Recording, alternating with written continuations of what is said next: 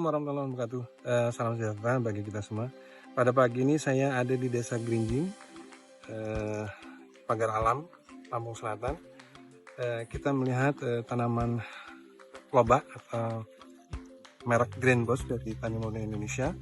Ini umur tanaman sekitar 45 hari. Jadi di sini memang dengan ketinggian 1500 terlihat bahwa hasil buah yang dihasilkan dari tanaman Green Boss ini terlihat memang cukup memuaskan. Dan berdasarkan informasi dari petani, dari 100 gram bibit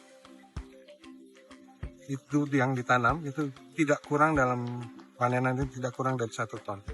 Dan ini moga-moga menjadi inspirasi petani-petani lobak yang ada di Indonesia dapat mencoba merek Green Boss yang didistribusinya dalam dari mungkin itu yang bisa saya sampaikan. Semoga ini menjadi inspirasi dan motivasi teman-teman petani yang ada di Indonesia untuk lobak.